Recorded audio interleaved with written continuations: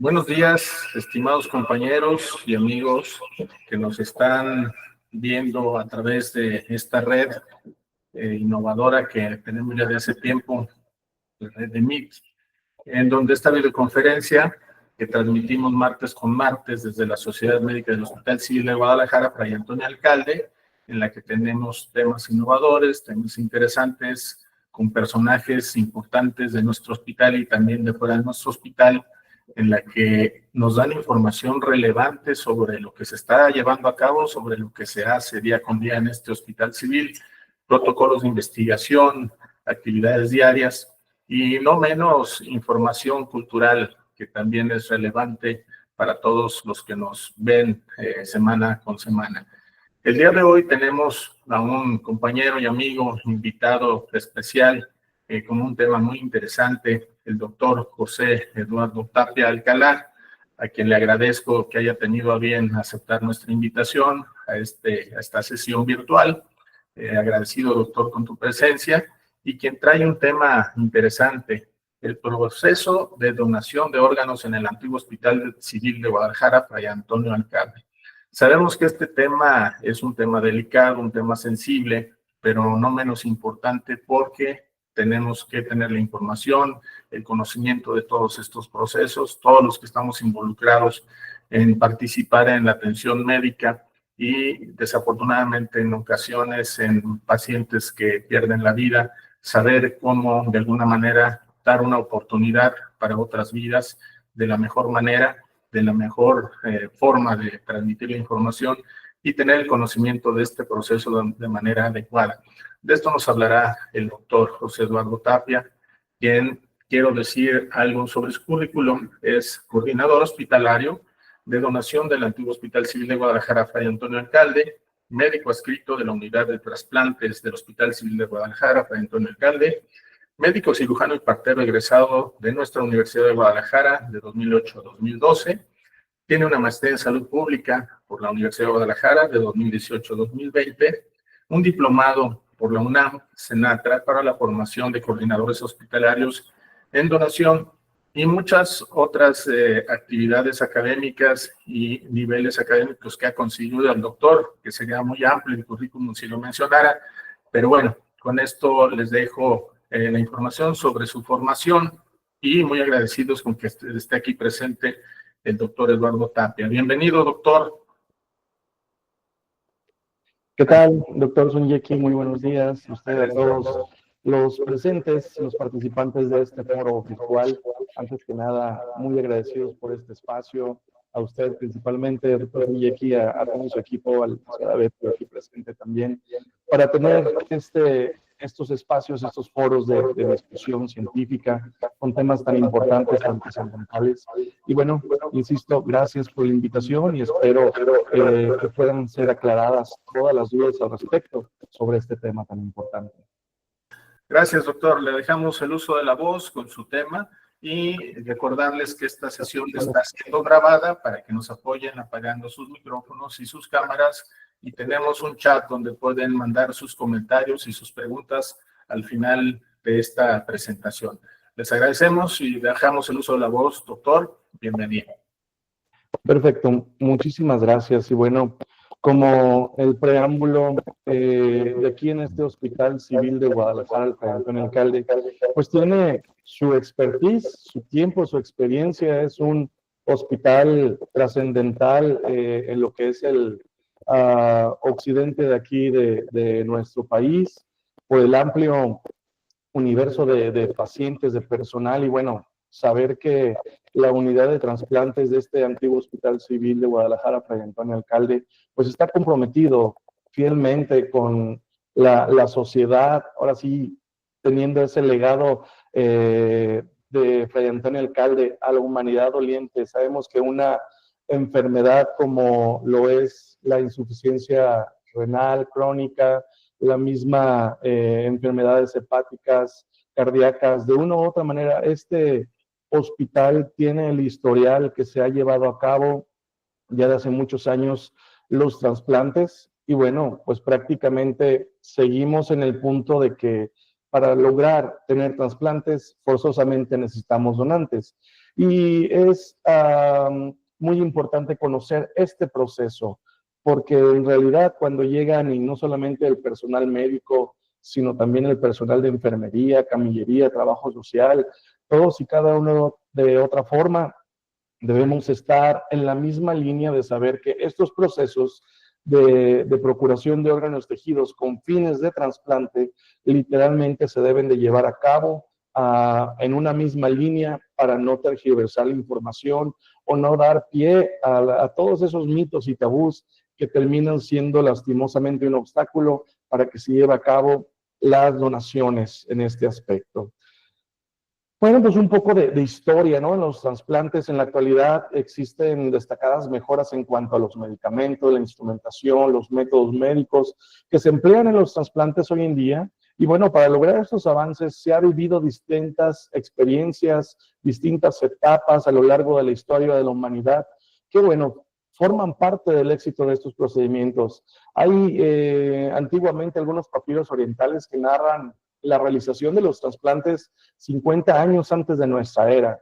Obviamente, pues eran no exitosos y ya fue hasta el siglo XIX, siglo XX prácticamente, cuando en 1954 el doctor Murray junto con sus compañeros Merrill y Harrison realizan el primer trasplante renal con éxito, y la clave fue que este trasplante se llevó a cabo entre gemelos monocigóticos. Sí, fue en los Estados Unidos, en la ciudad de Boston, Massachusetts, y bueno, desde este momento marcó una pauta también para que a través del éxito de este trasplante investigaran por qué no había el rechazo del órgano. Se supo que obviamente compartían ahí la misma genética al ser gemelos monocigóticos, y desde ese momento se comienza la investigación, el tratamiento ideal combinado, por un lado la actividad quirúrgica, sí, y por el otro el uso de los inmunosupresores que son necesarios. Y con el paso de los años, sí, 9 años posteriores, en 1963, la prestigiosa Universidad de Harvard establece criterios de muerte encefálica, y que estos han predominado hoy en pleno día en todo el mundo, que ha sido un punto importante para poder llevar a cabo estos procesos de donación. Sí, sabemos que también se ha avanzado ya en la procuración de órganos sólidos en asistolia, ¿sí? Sin embargo, bueno, aquí en México seguimos regidos por ley en ese aspecto para la procuración de órganos sólidos cuando se tiene el diagnóstico de muerte encefálica. En 1967, el doctor Christian Bernard realiza el primer trasplante de corazón con éxito en el mundo. Y vamos a nuestra cuestión local en el país, México lindo y querido. Tiene también su historia. Estamos viendo que también en 1963, justamente cuando en Estados Unidos, en Harvard, estaban estableciendo los protocolos, los criterios de muerte encefálica, aquí en México ya se estaba realizando el primer trasplante de riñón de donante vivo en este aspecto en el Instituto Mexicano del Seguro Social. Una década posterior, en 1979, Ricardo Sosa llevó a cabo el primer trasplante de médula ósea en el entonces Instituto Nacional de Nutrición, hoy Salvador Subirán, mejor conocido. En 1987, los doctores Héctor Diglis y Héctor Orozco efectuaron el primer trasplante de hígado en este mismo Instituto Nacional de Ciencias Médicas y Nutrición, Salvador Subirán. En el 88, Rubén Agüero Sánchez realizó el primer trasplante de corazón exitoso, y este mismo año también los cirujanos Jaime Villalba y Patricio Santillán realizaron en el Instituto Nacional de Enfermedades Respiratorias el primer trasplante exitoso de pulmón, que fue catalogado como el primero en América Latina.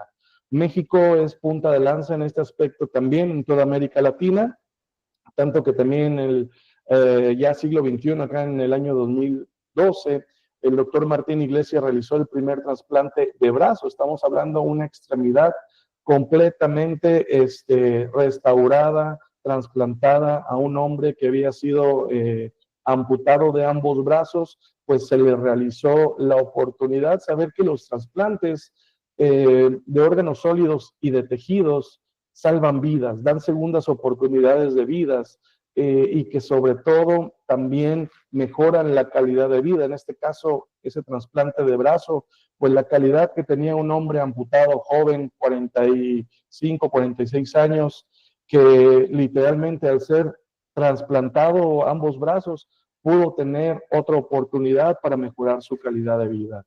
Así que vamos directamente a analizar un caso clínico rápidamente. Sí, un hombre de 30 años, originario de Tonalá, Jalisco, casado, comerciante, secundaria completa, religión católica, ingresó el 12 de marzo del presente año. Sí, el interrogatorio fue indirecto a través del hermano y su diagnóstico de ingreso, un traumatismo craneoencefálico severo. El motivo de consulta pues, fue la alteración del estado de alerta por el traumatismo craneoencefálico severo por Glasgow. Su principio y evolución de padecimiento actual pues era un paciente que arribó al servicio de urgencias en ambulancia por servicios médicos municipales de forma espontánea. Su hermano y sus compañeros de trabajo refieren que el paciente es aplastado por un montacargas y obviamente ingresa directamente al área de choque. ¿Sí? Antecedentes personales patológicos, niega crónico degenerativos, heredofamiliares preguntados y negados, y antecedentes de relevancia, una última hospitalización en el 2020 por una neumonía por SARS-CoV-2, una cirugía de apendicectomía hace 10 años, traumáticos negados, tabaquismo negado, etilismo negado, alergias negadas, transfusiones igualmente negadas, y grupo IRH, a pesar de que se hizo la apendicectomía, en ese momento desconocían cuál era el grupo IRH. Se hace toda una exploración física, como todo médico debe de realizar en ese aspecto la historia clínica, un hombre íntegro, bien conformado, tegumentos, adecuada coloración, turgencia, mucosas bien hidratadas, y que ciertamente pues, presenta una deformidad del cráneo por hematoma frontal, blefarematoma pasivo izquierdo, no presenta apertura ocular al estímulo álgido, no emite sonidos, no se registra movimiento ni siquiera el estímulo álgido, paciente que se encuentra bajo apoyo ventilatorio invasivo, su abdomen plano, blando, depresible, ruidos intestinales conservados en intensidad, tono y frecuencia, con hematoma en hemitórax izquierdo, las extremidades íntegras y bien conformadas. Una exploración neurológica que ustedes pueden analizar ahí, literalmente hay una ausencia de reflejos de tallo, ¿sí? Y una escala como de Glasgow con un valor de 3. Sus signos vitales al ingreso, pues frecuencia cardíaca 86 latidos por minuto, 18 de respiratoria, una TA de 130-78, un peso de 84, talla de 1,72 metros, una temperatura corporal normal de 36 en ese momento, ¿sí? El abordaje inicial por parte del servicio de urgencias es realizar una tomografía axial computarizada simple de cráneo y obviamente la valoración por neurocirugía en interconsulta, y el plan de tratamiento pues es ingresarlo a ese paciente a cargo de neurocirugía, dejarlo en ventana, en un retiro de sedación y realizar una angiotomografía contrastada por la evidencia de la ausencia de los reflejos de tallo. En ese aspecto es muy importante, bueno, pues los laboratoriales de ingreso que nos muestran una leucocitosis marcada de 30.000.28, sin embargo esto no es reflejo sino del propio traumatismo, ¿sí?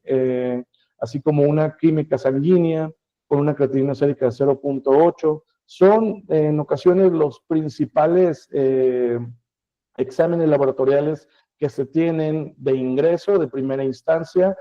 Así que bueno, se toma el estudio de imagen, la tomografía simple de cráneo, neurocirugía hace su abordaje diagnóstico y menciona los siguientes diagnósticos: un hematoma subcaliar frontal izquierdo, una fractura frontoparietal izquierda, un aplanamiento de surcos, circunvoluciones a considerar un importante edema cerebral, y bueno, pues hallazgos compatibles con hemorragia subaracnoidea Fisher 4, una amplia extensión parenquimatosa y también una disfunción encefálica severa de tallo. Hasta aquí se está abordando este paciente con el punto de que efectivamente hay una afectación muy importante por el propio traumatismo y hay ausencia de reflejos de tallo. Neurocirugía dice, ¿sabes qué? Yo no le puedo ofrecer un beneficio quirúrgico, está fuera de tratamiento quirúrgico y surge la pregunta, ¿y ahora qué? ¿Qué procede? Bueno, pues obviamente la familia debe ser informada, ¿sí? En tiempo y forma. El servicio de urgencias comunica a la familia el pronóstico es malo para la función y la vida, que no hay tratamiento quirúrgico por parte del servicio de neurocirugía porque se está sospechando de una muerte encefálica. Hasta aquí no se ha concretado, solamente tiene una disfunción encefálica severa y una probable muerte encefálica clínica. Se necesita corroborar una angiotomografía que hasta el momento no se ha llevado a cabo.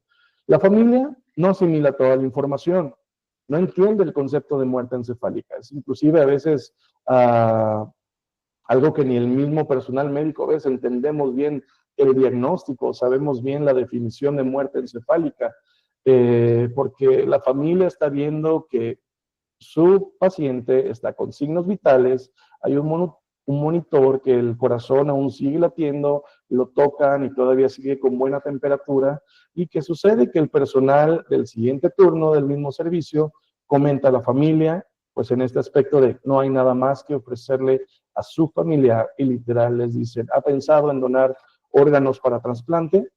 Pues, ¿qué es lo que sucede? Pongo una carita triste de decir, pues efectivamente ya no hay nada que le puedan ofrecer a ese paciente.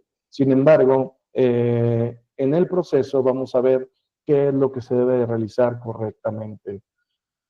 ¿Qué es lo que hace la familia? Simplemente dice, oye, me molesto porque para mí mi familiar sigue vivo, definitivamente ustedes quieren extraer los órganos solamente y venderlos, es lo que mencionaba, hay muchos mitos, hay muchos tabús, y definitivamente dan una negativa ante esa solicitud y amenazan con demandar al hospital por negligencia, tráfico de órganos, y como la pintura, ¿no? Está el médico, pues yo qué culpa tengo, a mí me dijeron que les dijera esto, la familia amenazante y el pobre médico residente o el adscrito, pues está diciendo, bueno, pues es lo que hay.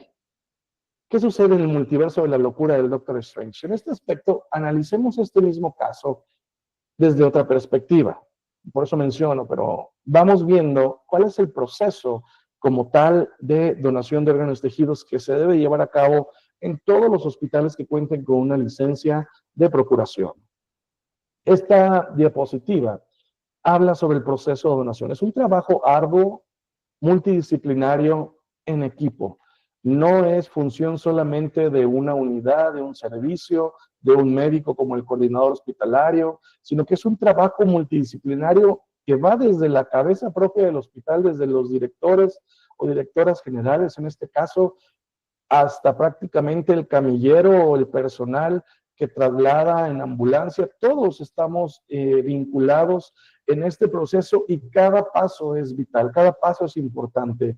Desde el paso número 1, que se hace la detección del potencial donante, se hace una valoración clínica en este aspecto para ver si es viable, si es candidato. Inclusive en los casos médicos legales hay como paso 3, se debe de tener en cuenta porque esto es muy importante para poder proceder a la procuración. Si es el dado caso que fuera médico legal, se debe realizar una confirmación, una certificación de la muerte encefálica, no solamente con lo clínico, sino también con lo que viene siendo de gabinete. Y obviamente aquí cuando el cerebro deja de funcionar, todo el metabolismo comienza a disfuncionar, ¿sí? Comienza a haber un desequilibrio hemodinámico, y todo esto es muy importante darle un mantenimiento adecuado para que en el paso número 6, que ya tenemos la certificación de la muerte encefálica y que se ha dado la mala noticia a la familia de una forma correcta, pronta y expedita, en este aspecto es cuando entra el coordinador hospitalario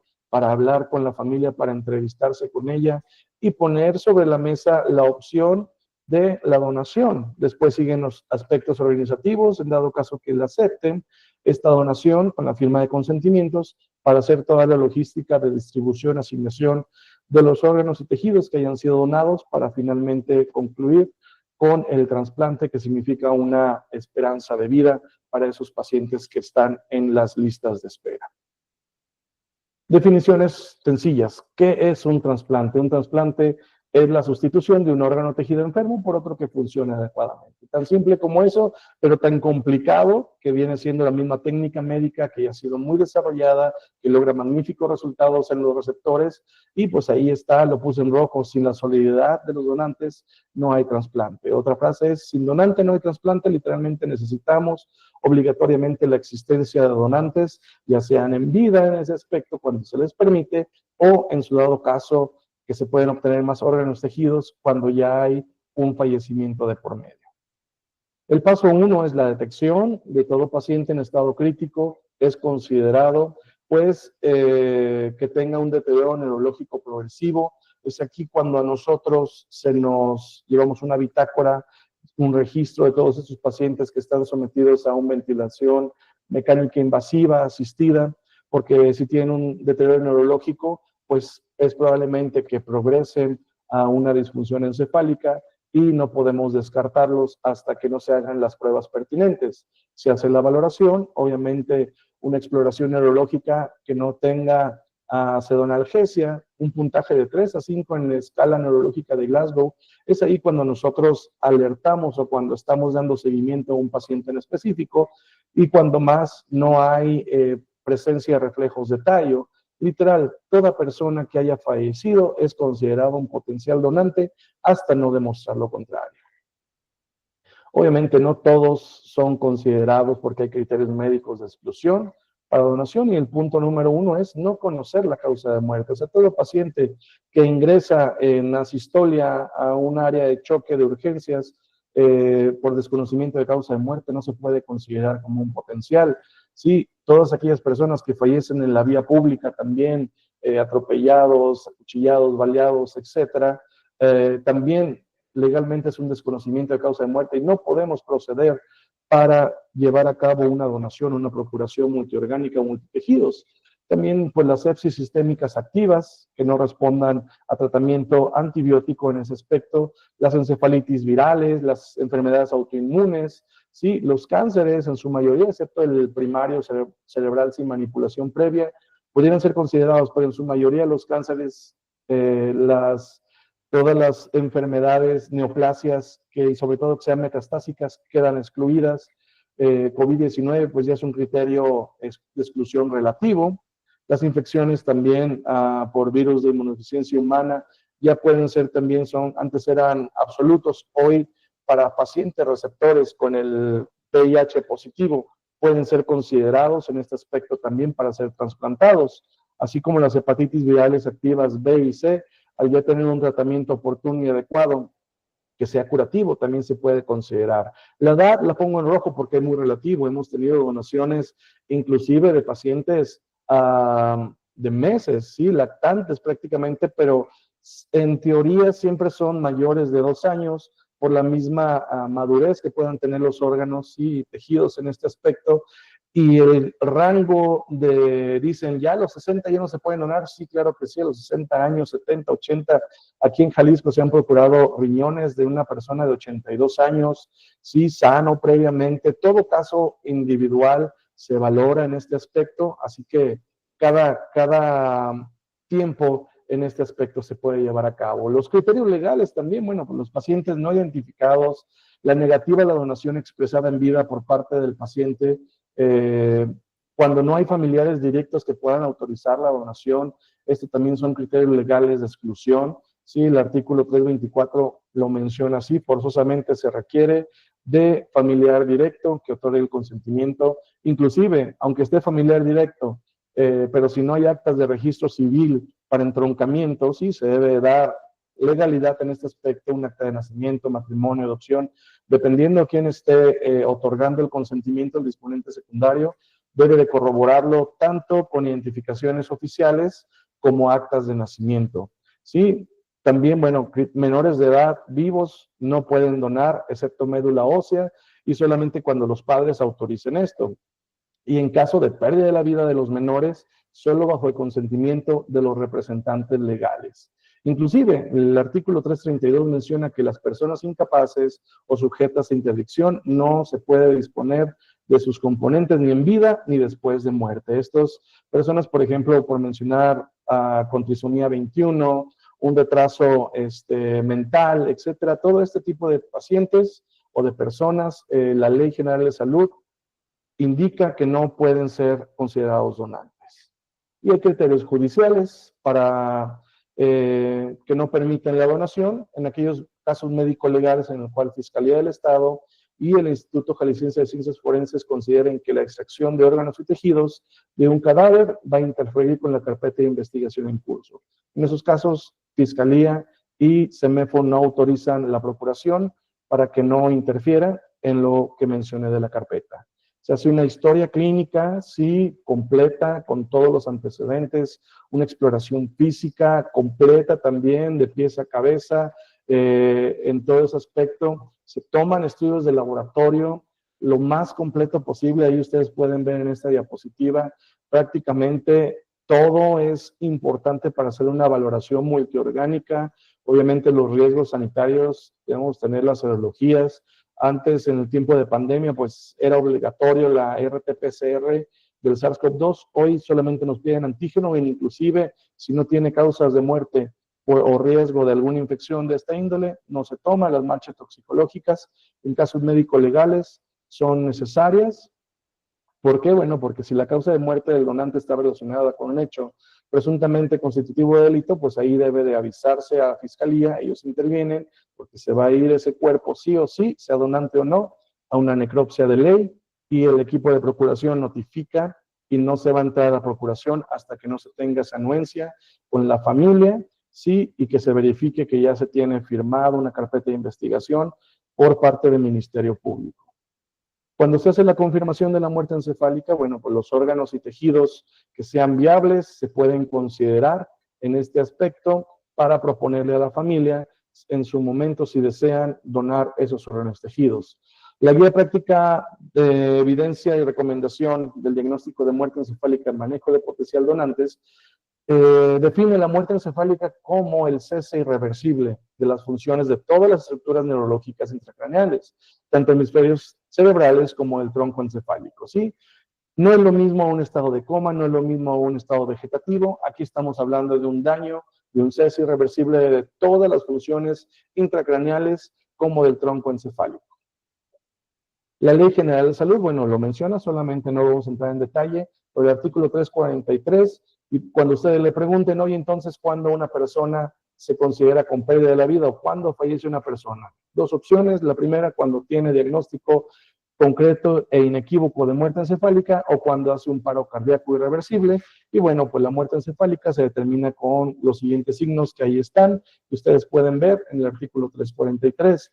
Obviamente el artículo 344 también menciona y conlleva que no solamente en lo clínico, sino que se debe de corroborar con un estudio de gabinete, ya sea para revisar la actividad eléctrica a través de un electroencefalograma o a través de un flujo sanguíneo cerebral, como es un ecodoppler, una angioresonancia o una angiotomografía contrastada, etcétera. Son los principales instrumentos de gabinete que se usan para el diagnóstico de muerte encefálica. Este dictamen médico de muerte encefálica es un documento oficial en el cual se debe de especificar la hora en que termina el estudio, es la hora de defunción. Aquí estamos hablando ya de una persona que se le hace una angiotomografía cerebral con ausencia de flujo. En ese aspecto se lleva a cabo esta certificación, este dictamen médico, y de esta manera estamos hablando, estamos avalando que debe de ser considerado ya como una persona fallecida. Sí, se hace el mantenimiento del donante, debe ser principalmente una unidad de cuidados intensivos, por todo lo que se menciona ahí, hay inestabilidad hemodinámica, una pérdida de control de temperatura, pérdida de control de balance de líquidos electrolitos, sí, exámenes de laboratorio, VH, química, perfiles, serologías deben de estar muy bien ahí. ¿Por qué razón? Porque la parada cardíaca, principalmente en el adulto, viene precedida en la muerte encefálica de 48 a 72 horas si no se da un manejo oportuno. Yo siempre les digo, es como una vela que está encendida, la puedes dejar toda la noche, pero se va a ir consumiendo y va a llegar su momento en el cual esa vela termina apagándose y ya no va a haber vuelta atrás. ¿Sí? En punto 6 se hace una entrevista con la familia, es un establecimiento de relación, primeramente de ayuda a los familiares del donante, porque están en una fase de duelo muy importante esto. Representa una etapa crucial en el proceso de donación, literalmente es la familia quien autorizará. En ese momento, cuando el coordinador hospitalario considera pertinente brindar, ofrecer la opción para donar los tejidos, es ahí cuando uno habla con ellos, porque cuando la familia aún no asimila que su familiar ya perdió la vida, que tiene muerte encefálica, que tiene muerte cerebral, que no hay vuelta atrás, que no hay nada que ofrecerle a ellos, ahí es cuando podemos, nosotros como coordinadores, hablar sobre este tema de donación. Se debe proporcionar la información completa, amplia, veraz, oportuna, y ahí recalco con rojo, exclusivamente el coordinador hospitalario es quien debe tratar este tema de donación con la familia. ¿Qué es lo que menciona la Ley General de Salud en el artículo 324? Bueno, pues habla aquí que son los familiares como él o la cónyuge, el concubinario, la concubina, los descendientes, ascendientes, los hermanos, el adoptado, adoptante, exclusivamente quien pueden tomar la decisión o hablar por su familiar, que en ese caso ya es fallecido, para que pueda llevarse a cabo la donación. ¿Sí? No hay vuelta atrás, no se autoriza la firma o el consentimiento del primo lejano tercero, tienen que ser exclusivamente por ley los que se mencionan aquí, y este es el consentimiento para la donación de órganos, tejidos y células con fines terapéuticos. Se llena todo de acuerdo a los datos que se proporciona, un familiar disponente, que tiene que ser, como ya mencioné, familiar directo, y 2 testigos. Pueden o no los testigos ser familiares, ahí no hay ningún impedimento. Todo eso en este consentimiento se pone de puño y letra los órganos tejidos que la familia desea donar. En ocasiones nos dicen, doctor, todo lo que sea viable, pues entonces ya se ponen todos los órganos tejidos que sean viables para trasplante, y los que no se vayan a trasplantar o los que se evidencie que tienen un fallo, ¿sí? Entonces esos no se procuran, se quedan dentro del cuerpo. Se hace toda una organización, una logística, ¿sí? Una revisión de documentación, que no falte nada en ese aspecto, ¿sí? Se corroboran grupos sanguíneos, en ese aspecto los que tengan casos médicos legales, la anuencia con fiscalía, y bueno, ya una vez teniendo todo esto, lo que viene siendo la distribución y asignación, en ese momento pasamos al punto 8, para que se lleve a cabo la extracción de órganos y tejidos.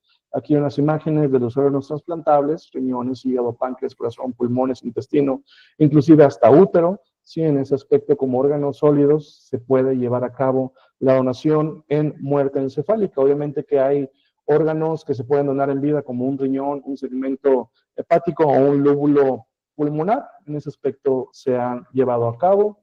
Se realiza un embalaje de los órganos para trasplante. Cuando no se van a quedar en el propio hospital, hay que tener siempre los vehículos de emergencia para traslado de los órganos, ya sea vía aérea, vía terrestre.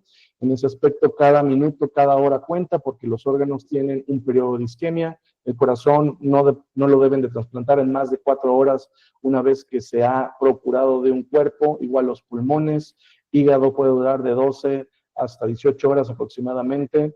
Riñones de 24 horas, o si está en una máquina de perfusión, hasta 72 horas. Todo esto es muy variable, pero cada minuto, cada hora cuenta efectivamente para que ese trasplante, ese órgano, pueda ser trasplantado con éxito. Menciono esta ruta de distribución porque no es la decisión de una persona, de un cirujano, del coordinador, el decir, pues sabes qué, como no voy a trasplantar hígado aquí, que se vaya a tal hospital, que se vaya a tal persona. No, es todo un comité el cual está fundamentado en el reglamento de la Ley General de Salud en materia de trasplantes, que se debe de tener una ruta de distribución ya establecida, y en nuestro hospital, en el antiguo Hospital Civil de Guadalajara, pues obviamente nosotros, todo órgano que se procure en este hospital son para nuestros pacientes receptores. También tenemos el Hospital Civil de Hermano Juan y Menchaca, aunque no tienen programas activos de trasplantes, más bien todo lo que tienen allá de donación viene hacia con nosotros, que es importante mencionarlo en este momento preciso. Se está llevando a cabo una procuración allá en el Juan y Menchaca, un trasplante de vivo aquí en el Hospital Civil, así que estamos atareados, comunidad de trasplantes, estamos trasplantando, a veces metemos en problemas ahí a nuestra unidad de cuidados intensivos, que no tenemos disponibilidad de camas, pero bueno, esto se trata de siempre estar trabajando en pro de esos pacientes. Cuando no se pueden esos pacientes, a estos hospitales, Hospital de Pediatría del Centro Médico del IMSS, al Hospital Regional Valentín Gómez Farías del ISSSTE, o a adultos del Centro Médico Nacional de Occidentes, o inclusive por cuestiones de logística en el propio estado, hay hospitales privados que cuentan con programas, pacientes que también están enlistados, registrados ahí en espera de un órgano para trasplante. Ellos son quienes se les da también la opción. Y a nivel nacional, si es que no se puede acomodar dentro del estado, sí, por vía Senatra se apoya. Hay algo que se llama urgencia cero, y solamente el órgano como el corazón o el riñón, el corazón y el hígado son los únicos que se pueden urgenciar. ¿Qué significa? El primer órgano, ya sea corazón o hígado, que se procure a nivel nacional, va asignado a ese paciente, que son pocas las horas que le quedan de vida. Se hace una extracción también de tejidos, en el caso de la extracción de córnea, para desmentir que se procura todo el ojo, es solamente el botón corneal. Ahí las imágenes hablan más que 1000 palabras. ¿Y qué sucede con la donación de tejido musculoesquelético? Son huesos largos de brazos y piernas, los cuales se procuran, se envían a un banco de hueso, de tejido. Aquí tenemos el convenio del Hospital Civil, los hospitales civiles con el Instituto Mexicano de Veterinología, en este aspecto para que ellos vengan a procurar o vayan a procurar estos tejidos y se cuente con un 25% de todo el material ya procesado para retribución de los propios pacientes de aquí de nosocomio, ¿no? Ya sea del nuevo, del viejo, o inclusive posteriormente del Hospital de Oriente. Todo esto es muy importante conocerlo. Un donante de tejido musculoesquelético sano, ¿sí? Puede ayudar a más de 100 personas, ¿sí? Dependiendo en ese aspecto, todo el proceso que les muestro aquí en imágenes que puede llevarse a cabo, no solamente con el hueso, sino con ligamentos, tegumentos también, tendones, en ese aspecto. ¿Qué sucede con el cuerpo? Obviamente que se dignifica, es una imagen real, el respeto, la dignidad, la consideración, es muy importante porque es un mito y un temor muy grande de la familia y de la sociedad. Oye, pues si dona hueso, si dona piel, si dona sus órganos, va a quedar desfigurado, descuartizado, mutilado, el cuerpo queda íntegro, queda completo, en ese aspecto puede ser velado a féretro abierto sin ningún problema. ¿Por qué? Porque se colocan prótesis en ese aspecto y la imagen que están viendo ahí en pantalla literalmente es un donante multitejido y multiorgánico y así que no hay ninguna desfiguración en ese aspecto. Vamos al caso clínico otra vez, ya casi se me acaba el tiempo. Entonces estamos en el punto medular de la entrevista. ¿Qué es lo que se debe de hacer? Se debe de notificar a la coordinación de donación de los tejidos. Se debe de complementar estudios de laboratorio para comprobar viabilidad multiorgánica, grupo RH, serologías, para que no haya riesgo sanitario de enfermedades infectocontagiosas. Se debe de tramitar el estudio de gabinete para corroborar, para certificar la muerte encefálica. Sí, se hace este estudio, se lleva a cabo, se certifica la pérdida de la vida con ausencia. El artículo 221, 3 y 4 de la Ley de Salud del Estado de Jalisco menciona que el que puede certificar la pérdida de la vida, sí, debe de ser un médico especialista, pero con preferencia que cuente con especialidad en neurología, neurocirugía, pediatría, medicina interna, medicina intensiva o medicina de urgencias.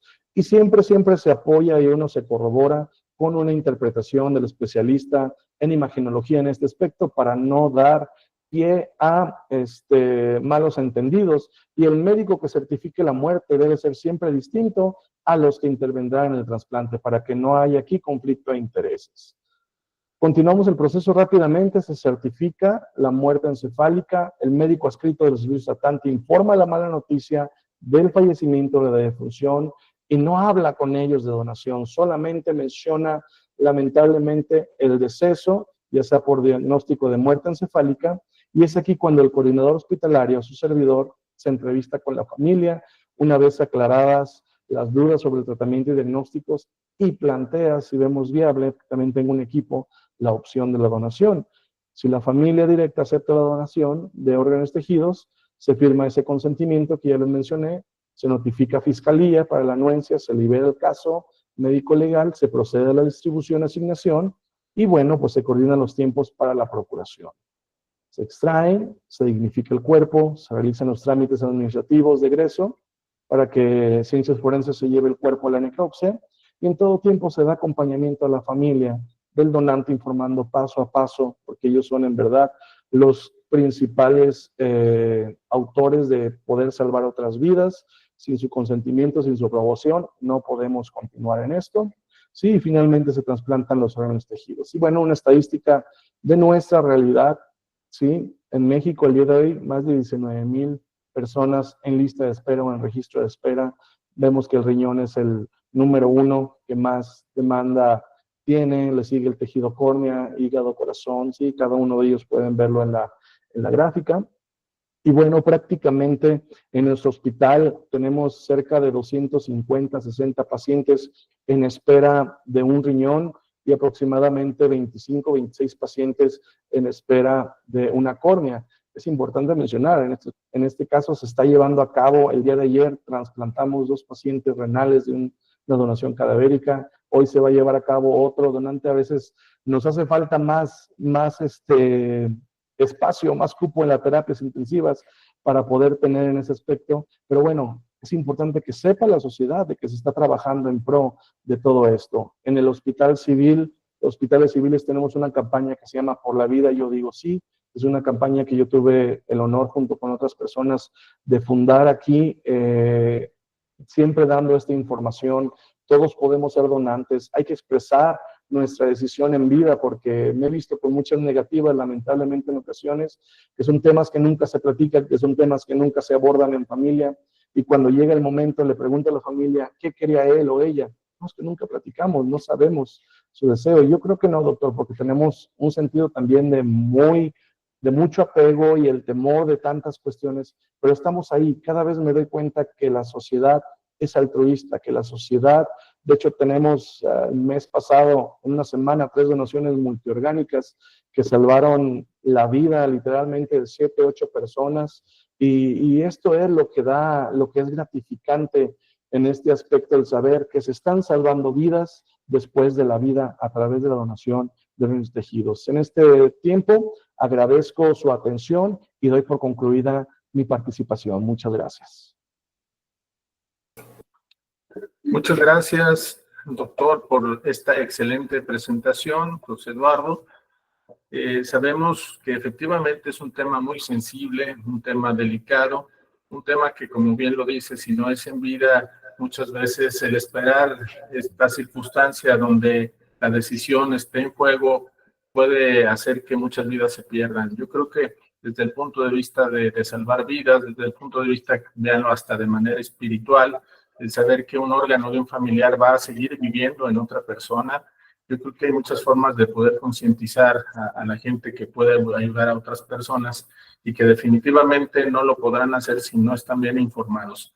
Por eso relevante este tema, y yo creo que sensibilizar también a todos los que nos rodean, a nuestra propia familia, nuestros compañeros de las instituciones, que sepan cuáles son los procesos adecuados y la forma adecuada también de transmitir esta información sin llegar a ofender, sin llegar a lastimar a las personas a las que se acude para pedir este apoyo. Yo creo que va a ser muy importante.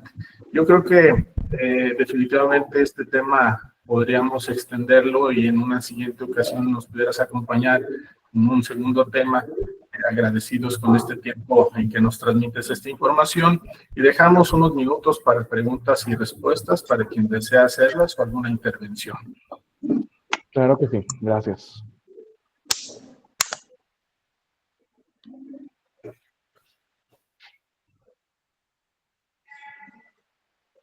Bien, ¿alguien que tenga alguna duda, algún comentario?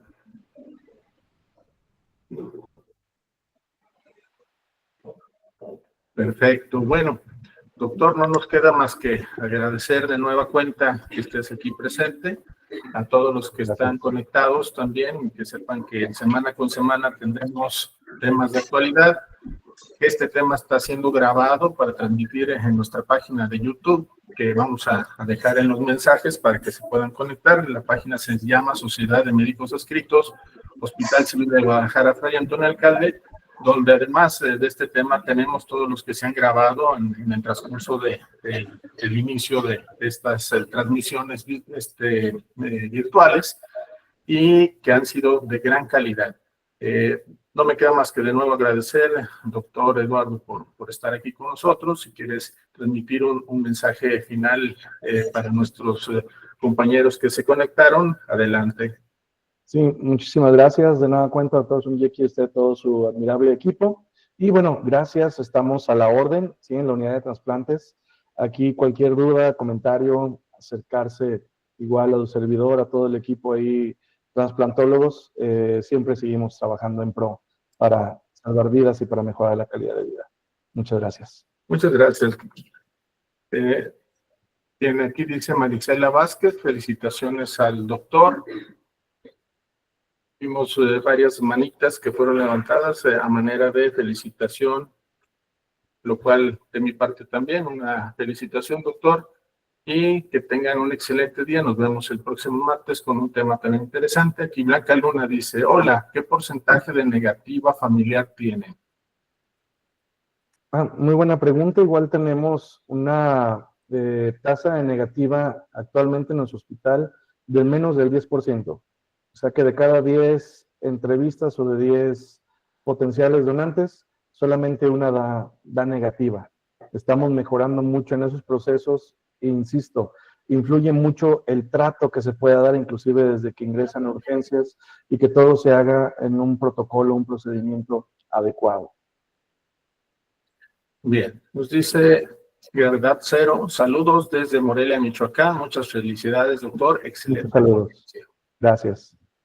Aquí nos deja nuestra asistente Betty Delgado el enlace para conectarse al canal de YouTube. Por favor, denos like y suscríbanse, es gratuito.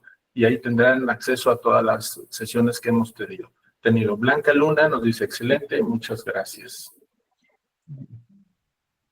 Bien, sin más, nos despedimos. Agradecemos de nueva cuenta a todos. Nos vemos el próximo martes. Gracias, doctor Eduardo, por esta excelente presentación. Que tengan un excelente día. Saludos.